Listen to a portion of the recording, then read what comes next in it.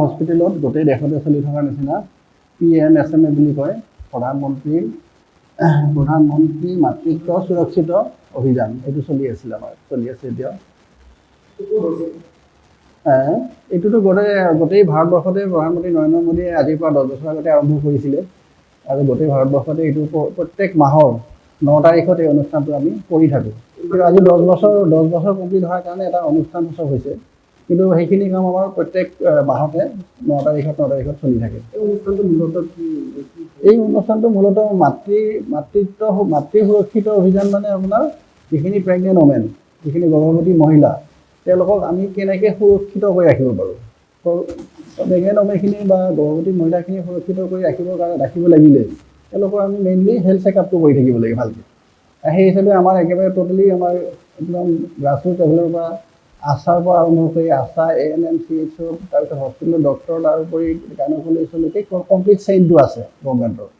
গতিকে তেওঁলোকৰ প্ৰত্যেক গাঁৱতে এজনী তিৰোতা যেতিয়া গৰ্ভৱতী হয়, তেওঁক ৰেজিষ্ট্ৰেশ্যন কৰাৰ পৰা আৰম্ভ কৰি আশাগৰাকীয়ে প্ৰথম, দ্বিতীয়, তৃতীয়, চতুৰ্থ এনেকৈ 4টা চেকআপত হস্পিটেলত লৈ আহে ডক্টৰক দেখুৱাই। মহাত্মা গান্ধী আদৰ্শ চিকিৎসালয়ত চধাৰ প্ৰধানমন্ত্ৰী মহোদয় তেখেতৰ আজি 10টি বছৰ তেখেতে অতিক্ৰম কৰিলে। এই 10টি বছৰত তেখেতে অনুষ্ঠিত কৰি অহা প্ৰধানমন্ত্ৰী সুৰক্ষা মাতৃত্ব অভিযান অনুষ্ঠানটি গোটেই ভাৰতবৰ্ষৰ লগত অসমীয়াও কৰি আহিছে আৰু তাৰে লগত আমাৰ আদাবাৰী মহাত্মা গান্ধী চিকিৎসালয় আমিও এই অনুষ্ঠানটি কৰি আহিছোঁ। কিন্তু আজি বিশেষভাৱে এই 10 বছৰ পূৰ্ণ হোৱাৰ বাবে তেখেতে আমাক এই অনুষ্ঠানটি মাতৃসকলৰ স্বাৰ্থত এই অনুষ্ঠানটি আনিছে আৰু মাতৃসকলৰ দুখ বেদনা তেখেতে বাৰুকৈ বুজে, যে মাতৃসকলৰ প্ৰসৱ যন্ত্ৰণা নাইবা শিশুসকলক সুৰক্ষিত কৰাৰ স্বাৰ্থত, মাতৃসকলৰ সুৰক্ষিত স্বাৰ্থত তেখেতে এই অনুষ্ঠানটি বাৰুকৈ গুৰুত্ব সহকাৰে গ্ৰহণ কৰি আহিছে আৰু আমিও এই অনুষ্ঠানটি তাৰে স্বাৰ্থত আমিও আজি এই অনুষ্ঠানটি এটা বিশেষ জাকজমকতাৰে আজি ৰাইজৰ মাজত আমি প্ৰচাৰ অভিযান চলাই আমি এই অনুষ্ঠানটি জাকজমকতাৰে অনুষ্ঠিত কৰিছোঁ আদাবাৰীতে।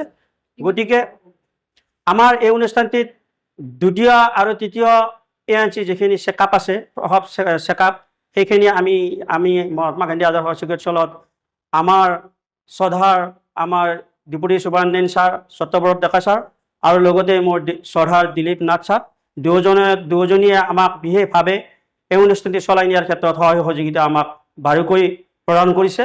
তেখেতসকলৰ প্ৰতিও মই শ্ৰদ্ধা নিবেদিছোঁ।